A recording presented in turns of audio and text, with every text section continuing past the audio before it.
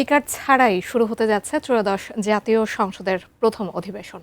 এই অধিবেশনের প্রথম পর্বেই নির্বাচিত হবেন নতুন সংসদের স্পিকার ও ডেপুটি স্পিকার। সংসদের অভিজ্ঞতাকে প্রাধান্য দিয়ে একজন পরিচ্ছন্ন প্রবীণ রাজনীতিবিদকে স্পিকার হিসেবে নির্বাচিত করা হচ্ছে বলে জানিয়েছে বিএনপি। বিরোধী দল থেকে ডেপুটি স্পিকারের নাম চাওয়া হয়েছে, তারা সাড়া না দিলে প্রথম অধিবেশনে সরকারি দল থেকে ডেপুটি স্পিকার নির্বাচিত করা হবে বলে জানিয়েছেন নতুন চিফ হুইপ আমিনুল ইসলামের প্রতিবেদন।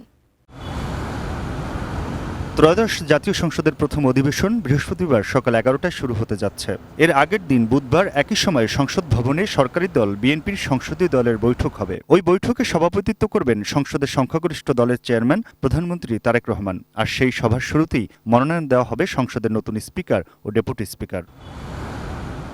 সংসদীয় প্রক্রিয়া সংসদকে কার্যকর করতে স্পিকার গুরুত্বপূর্ণ ভূমিকা পালন করে থাকেন। তাই স্পিকার ও ডেপুটি স্পিকার কে হচ্ছেন এ নিয়ে রাজনৈতিক অঙ্গনে কৌতূহল আছে। আর এই পদে অভিজ্ঞ ও রাজনৈতিকভাবে গ্রহণযোগ্য মুখ নির্বাচন করার চেষ্টা আছে সরকারি দলের পক্ষ থেকে।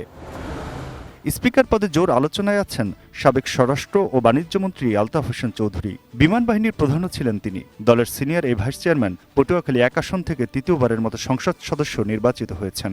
নতুন বাংলাদেশ গড়তে এলো জুলফিকার স্টিল। জুলফিকার স্টিল, ইস্পাত দৃঢ় অঙ্গীকার।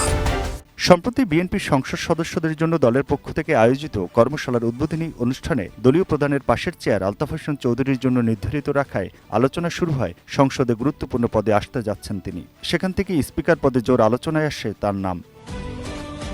এছাড়াও বিএনপির স্থায়ী কমিটির সদস্য ডক্টর আব্দুল মঈন খান, অবসরপ্রাপ্ত major Hafizuddin Ahmed, vice chairman advocate Joynal আবেদিনের নাম আলোচনায় রয়েছে স্পিকার পদে। ডেপুটি স্পিকার পদে আলোচনায় বিএনপি নেতা জয়নুল আবদিন ফারুক ও বরকতুল্লাহ বুলুর নাম।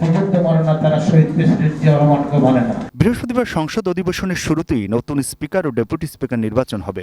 এরপরে কিছু সময়ের জন্য অধিবেশন মুলতবি থাকবে। ওই সময়ই রাষ্ট্রপতি মোহাম্মদ শাহাবুদ্দিনের কাছে নতুন স্পিকার ও ডেপুটি স্পিকার শপথ নেবেন।